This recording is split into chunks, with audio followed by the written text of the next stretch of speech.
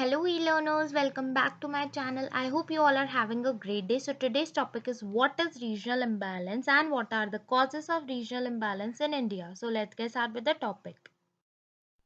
Regional imbalance होता क्या है? In simple words regional imbalance का मतलब है कि दो रीजन्स या दो स्टेट्स में से एक स्टेट डेवलप हो जाती है और एक स्टेट को डेवलपमेंट नहीं मिल पाता, उसे हम सिंपल वर्ड्स में रीजनल इम्बैलेंस बोलते हैं। इसकी जो डेफिनेशन है वो है a state of disequilibrium in terms of economic and social criteria exist between two regions over the landscape.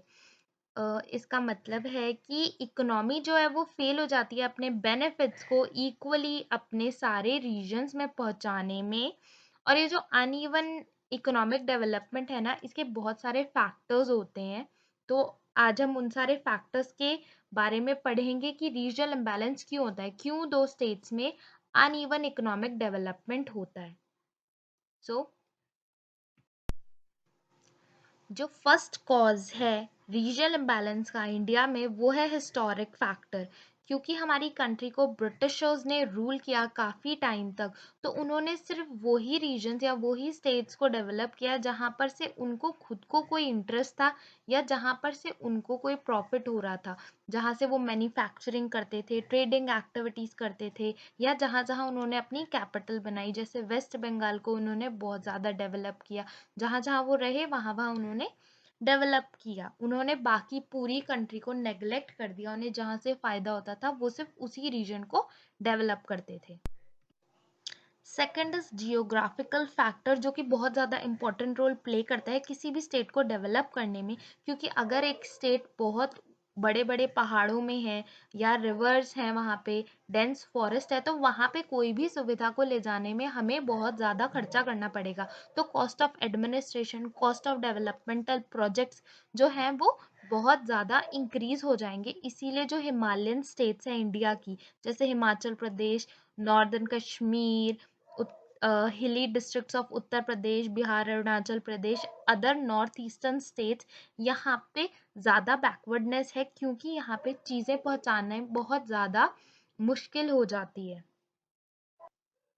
Third is locational advantages, जैसे कि आयरन और स्टील प्रोजेक्ट्स को डेवलप करने के लिए वहाँ की जो स्टेट्स की लोकेशंस हैं वो बहुत ज़्यादा मेन इम्पॉर्टेंट रोल प्ले करती है कि वहाँ से आराम से चीज़ें ट्रांसपोर्ट हो जाएंगी या नहीं, कोई प्रॉब्लम तो नहीं होगी, इंडस्ट्री सेटअप करने के बाद वहाँ रिसोर्सेज मिलेंगे या नहीं।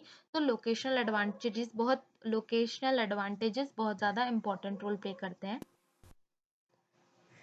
Next is inadequacy of economic overhead. Economic overhead का मतलब है कि कुछ स्टेट्स में transport, communication facilities, power, technology, banking and insurance इतना अच्छे से डेवलप हो चुका होता है कि उन रीजन्स को स्पेशल फेवर्स मिलते हैं कि वहाँ पे डेवलपमेंटल प्रोजेक्ट्स आए, इंडस्ट्री सेटअप हो। और वैसे कुछ स्टेट्स हैं जैसे north eastern regions, Himalayan regions, तो वहाँ पे बैकवर्डनेस ज़्यादा है, तो वहाँ पे ये सब फैसिलिटीज़ नहीं मिलती, इसीलिए वो रीजन्स डेवलप नहीं हो पाते as compared to developed region, क्योंकि वहाँ पे ज़्यादा लोग इन्वेस्ट करना चाहते हैं।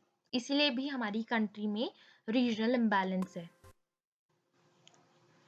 फेलियर ऑफ प्लानिंग मैकेनिज्म, इसका मतलब है कि जब हम इंडिपेंडेंट हुए तो हम लोगों ने सेकंड प्लान से ही, मेन ऑब्जेक्टिव था बैलेंस्ड ग्रोथ का, पर इसे हम अचीव नहीं कर पाए क्योंकि जो डेवलप्ड स्टेट्स हैं उन्हें हमेशा फेवर मिलता है as compared to less developed states.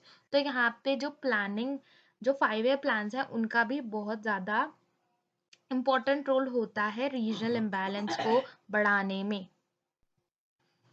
Next is marginalization of impact of green revolution in certain regions. Green revolution जब आया तो एग्रीकल्चरल सेक्टर में बहुत ज़्यादा डेवलपमेंट हुआ क्योंकि न्यू एग्रीकल्चरल स्ट्रेटजीज अडॉप्ट करी, पर ये सिर्फ कुछ ही रीजन्स को डेवलप कर पाया, बाकी रीजन्स को बिल्कुल भी अनटच्ड ही था ग्रीन रेवोल्यूशन। जैसे कि पंजाब और हरियाणा में सबसे ज़्यादा डेवलपमेंट हुआ ग्रीन रेवोल्यूशन का, और इसकी वजह से भी कहीं ना कहीं रीजनल इम्बैलेंस हमारी कंट्री में इंक्रीज हुआ।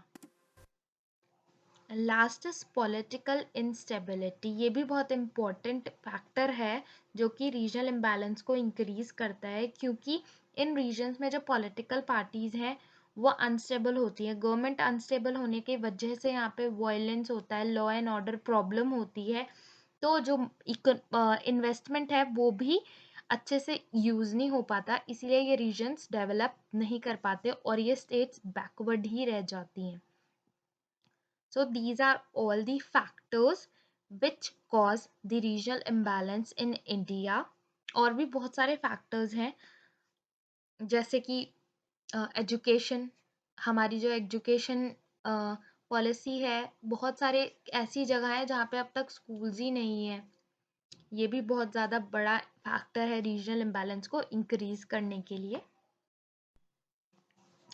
If you can't fly then run, if you can't run then walk, if you can't walk then crawl, but whatever you do you have to keep moving.